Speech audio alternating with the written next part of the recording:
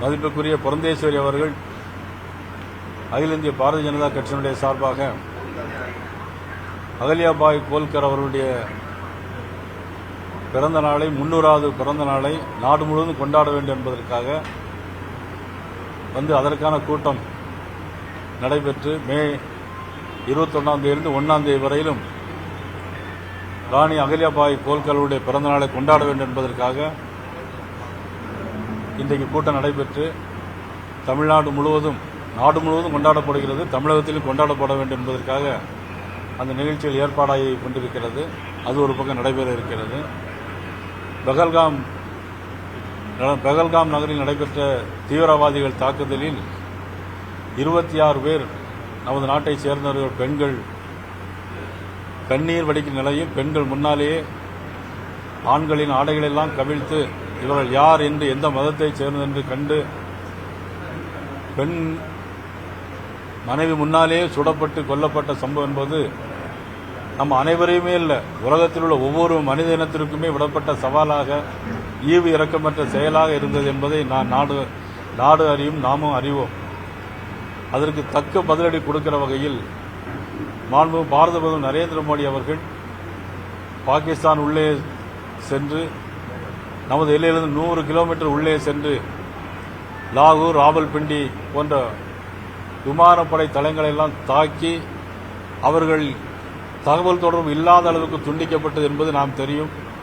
அதுபோல வாகா எல்லையில் இனிமேல் யாரும் இருக்கக்கூடாது, போகக்கூடாது என்பதையெல்லாம் பாரத நரேந்திர மோடி அவர்கள் அறிவித்தார்கள். பாகிஸ்தான் உள்ள ஒவ்வொரு பாகிஸ்தானும் இந்தியாவில் யாரும் இருக்கக்கூடாது, உடனடியாக அவர்கள் கண்டுபிடிக்கப்பட்டு அந்த நாட்டிற்கு அனுப்பப்பட வேண்டும். இங்கே உள்ள பாகிஸ்தான் தூதரகத்தில் உள்ள அனைவருமே உடனடியாக காலி செய்து பாகிஸ்தான் போக வேண்டும் என்று நடவடிக்கை எடுத்து அதன் பிறகு அந்த நடவடிக்கையின் வாயிலாக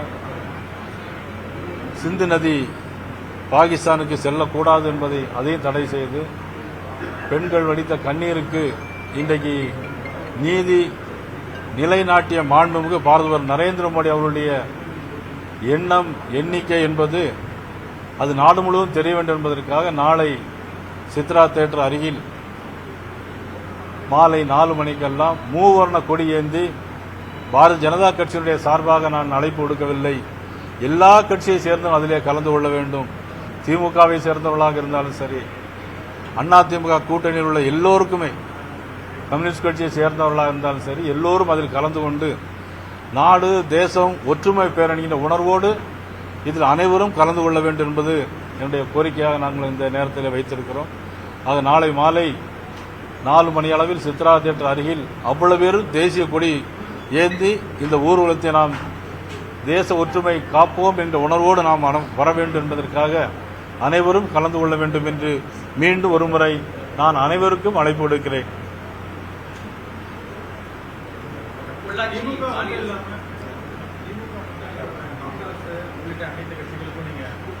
எல்லா கட்சிகளும் இது கட்சி சார்பாக நடத்தல, யாரும் பாரதிய ஜனதா கட்சி கொடியேற்றி வரமாட்டாங்க, பாரதிய ஜனதா கட்சி அடையாளங்கள் அதில் இருக்காது. எங்களை பொறுத்த மட்டிலும் ஏற்கனவே முதலமைச்சர் ஒரு பேரணி நடத்தியிருக்கிறார்கள், அதே மாதிரி ஒரு பேரணி நடத்த வேண்டும் என்பதற்காக நாங்கள் இந்த மூவர்ண கொடி யாத்திரை, இது பேரே மூவர்ண கொடி யாத்திரை.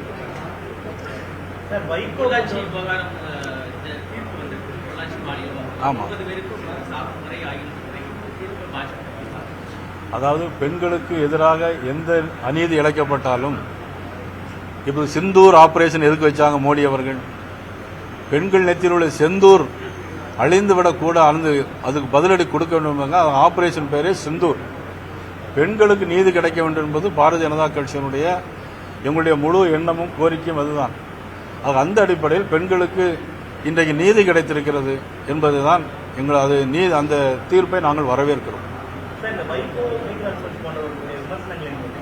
நேற்றைக்கு நான் பார்த்தேன், நேற்றைக்கு ஒரு டிபேட்ல பார்த்தேன் அண்ணன் பீட்டர் அல்போன்ஸ்.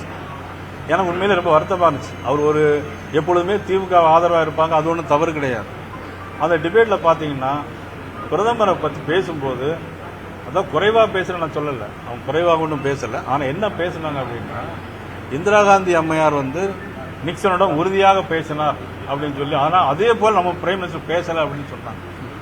ஆனால் இதெல்லாம் டிபேட்டில் வந்து இவ்வளோ பெரிய மூத்த அனுபவம் வாய்ந்த எங்கள் மாவட்டத்தை சேர்ந்த எனக்கு வேண்டி அண்ணன் பீட்டர் அல்போன்ஸ் பேசியிருப்பது வருத்தம். அது அதாவது பிரைம் மினிஸ்டர் சொல்லிட்டாங்க, வர்த்தக ரீதியாக இருந்தாலும் சரி, எதுவாக இருந்தாலும் சரி, இனிமேல் பாகிஸ்தான் ஒரு சிறு நடவடிக்கை ஆதரவாக இருந்தால் பதிலடி கொடுப்போம்னு சொல்லிட்டாரே தவிர இவ்வளவு உறுதியான பிரைம் மினிஸ்டர் வேற யாரும் நமக்கு இருக்க முடியாது.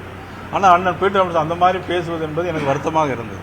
சுப்பிரமணிய சாமியே சொல்லியிருக்காரு, பிரதமர் மோடி வந்து எதையும் முன்வைத்து கேட்கல, அவங்ககிட்ட பகல்காம் 4 பேர் நம்மகிட்ட சரண்டர் பண்ண சொல்லல, அமெரிக்கா சொல்லிதான் பிரதமர் மோடி கேட்பாரு அப்படின்ற மாதிரி சுப்பிரமணிய சாமி சொல்லியிருக்காரு. அதான் அமெரிக்கா சொல்வதற்கு முன்னாலே எல்லாம் செய்தி வந்து பல ஊடகங்களில் தவறாக வந்திருக்கு. அமெரிக்கா சொல்வதற்கு முன்னாலே 3 மணிக்கு எல்லாமே போர் நிறுத்தியிருக்காங்க. அங்குள்ள மேஜர் சேனல் நம்மளுடைய மேஜர் சேனலோட பேச்சிருக்காங்க. ஆனால் இதில் வந்து 5 மணிக்கெல்லாம் ட்வீட் போட்டிருக்காரு நம்ம ட்ரம்ப் அவர்கள் ட்வீட் போட்டிருக்காங்களே தவிர இதில் வந்து யார் சொல்லியும் கேட்கறது இல்லை. பிரைம் மினிஸ்டர் என்ன சொல்லிட்டாங்கன்னா, யாராக இருந்தாலும் சரி தண்ணீரும் ரத்தமும் ஒன்றாகாது. ஆனால் இனிமேல் ஒரு இது மாதிரி சம்பவம் நடக்கும் அப்படின்னா நிச்சயமா அதில் விளைவுகள் விபரீதமாக இருக்குங்க தெளிவாக சொல்லியிருக்கிறாங்க.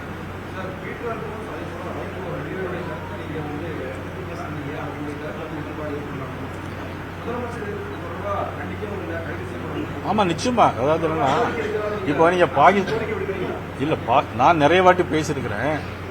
இதே மாதிரி ஒரு நிலைமை பாகிஸ்தான்ல இவ்வளவு டிபேட் நடத்த முடியுமா? பாகிஸ்தான்ல இதே மாதிரி அவங்க யாராவது டிபேட் நடத்தி இப்படி கேள்வி கேட்க முடியுமா?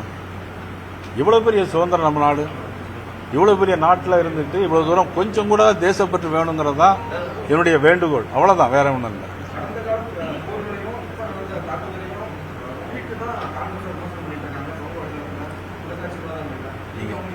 இல்ல, கடந்த கால விஷயங்கள் என்பது வேறு, இப்போ உள்ள விஷயம் வந்து வேறு. கடந்த காலத்தில் போர், இப்போது வந்து ஒரு மதம் சார்ந்த ஒரு தாக்குதல் நடைபெற்றிருக்கிறது. நீங்க அதுக்கு ரொம்ப வித்தியாசம் இருக்கு. அதனால வந்து இது அந்த போருக்கும் இதுக்கும் ஒப்பிட முடியாது.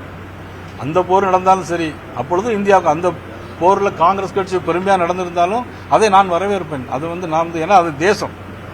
இந்திரா காந்தி அம்மையாராக இருந்தாலும் சரி, யாராக இருந்தாலும் சரி, அவர்கள் செய்த செயலுக்கு வந்து நான் வந்து நிச்சயமா அது, ஏன்னா அது நம்ம நாடு, நமது உரிமை. அது அன்னை பிரைம் மினிஸ்டர் நடவடிக்கை எடுத்தாங்கன்னா அதை வரவேற்போம். ஆனால் இன்னைக்கு இந்த மாதிரி பேசுறது வந்து வருத்தமான செய்தி. உண்மை ரொம்ப வருத்தமா இருக்கு. பாகிஸ்தான்ல இது மாதிரி நடத்த முடியுமா? இந்த மாதிரி டிவி டிபேட் நடத்த முடியுமா யாரும் போய்? நீங்க தென்னிந்தியாவில் தான் சுதந்திர போராட்ட வீரர்கள் அதிகமாக பிறந்த ஊர். அதே திருநெல்லை மாவட்டம் சுதந்திர போராட்டம் அதிகமாக உருவாக்கிய மண். அந்த மண்ணில இருந்து 2 பேர் இப்படி பேசியிருக்காங்களேங்கிறது எனக்கு வருத்தம். அவ்வளவு